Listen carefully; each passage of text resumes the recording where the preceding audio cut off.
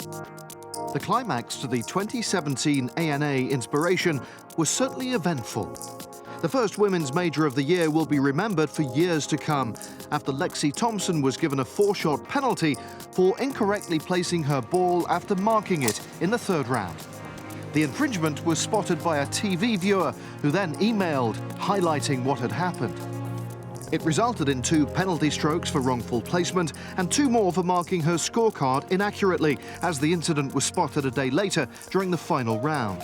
It cost Lexi the championship and caused ripples around the world. In a normal tournament, you have 156 people tee up. In a normal tournament, irrespective of what the number is, it's a large amount.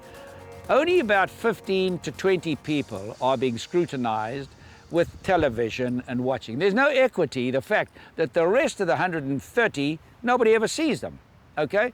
But you have your marker, you have yourself, and usually an opponent. So you have 3 chances to see if you make a mistake with the rule. And everybody, there's never been a player that doesn't make a mistake with the rules, and if you make a mistake, you're penalized. But for somebody to be able to phone in, that person should phone in, and if they did accept it, immediately, and they received it and they got the phone on, they should then be listening. And if he phoned immediately and they listened immediately, she would have got a 2-shot penalty before signing a card. But as it happened, they got the message, as I understand it, a day afterwards or later, and then gave her a 4-shot penalty. I think that's wrong. I think it's disgusting.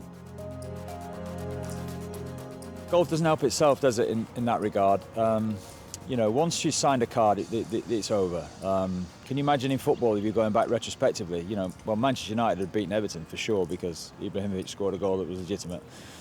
So golf needs to sort that out. It needs to stop giving primacy to punters watching on TV and phoning in, emailing in, all this kind of stuff. Lexi made a mistake. I think that the judgment was legitimate. I think a 2-shot penalty for putting your ball back in the wrong place is fair. What is absolutely not fair is to go back the next day in the middle of her round, corrupt that, and stick another 2 strokes on her card for signing incorrectly, which is absurd because she didn't know she was signing incorrectly. Oh my God. After the round. I mean, it just came to us, and we need to inform you. 4-stroke penalty. I heard. You can do it, Lexi. Whatever. That's just ridiculous. I really felt that 4 shots was a very harsh penalty. I think 2 shots would have been sufficient. It was fairly blatant in some ways what she did, whether there was a blemish that she saw that was putting her off, but it was clear the ball was nowhere near where she had originally marked it. But I thought 2 shots was a proper penalty for that.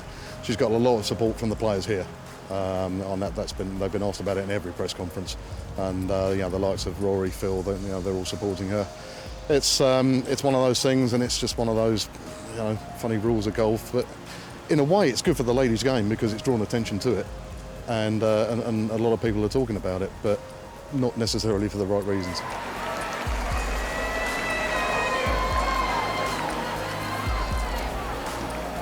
Golf's trying to protect the game. It doesn't want people deliberately gaining an advantage by resighting the ball. You're allowed to pick up your ball, clean your ball on the green. Most golfers do that, and you can see it's as clear as day. It does not go back where it came from. It didn't look like it was nearer the hole, but it was a good inch or so away from where she had originally marked it. You could see the marker when she put the ball back, and it just didn't look right. So whether she saw a spike mark or something she didn't like, or whether her ball was in an indentation, you know, and she thought, well, okay, we'll just get it out of that in case it bobbles. You know, she could have knocked that in with her eyes shut. So I don't think there was an advantage to be gained. It was just an awful mistake. But if you do commit the mistake, then you have to pay the penalty, and the 2-shot penalty is fair. And that would have sufficed. But they have to do it on the spot. There can't be any retrospective penalty. We have to assume that it wasn't deliberate, so it was a mistake. And if the mistake's not picked up, then I'm sorry, you know, she gets away with it. 10 years from now, if you were to have to write a paragraph on what you'll remember most about this week, any way to predict what that might be? What I learned most? You know, I learned a lot about myself and how much fight I do have in me. And I don't know, every day is a learning process, and I wasn't expecting what happened today, but it is what it is, it happens, and I'll learn from it and hopefully do better. Bobby Locke, on the last hole at St Andrews, had a putt of that long, the same as Lexi. And he was playing with Bruce Crampton. And it was in Bruce Crampton's line. So he took the putter and moved the coin 1 putter length from the ball. And he was so excited at winning the British Open that he putted from that spot.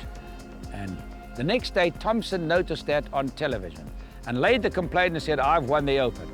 And the RNA so wisely said, no, it's a day later, the card has been handed in, it's finished, Bobby Locke is the winner. The punter's not the story. We're not the referee. We have nothing to do with the show, nothing to do with the game, and it corrupts the integrity of the competition. I thought Phil Mickelson spoke very well about it, and he said, look, it does happen quite a lot, but certain times, particularly in the final round of a big tournament, it's going to have more attention on it, and you're less likely to get away with it.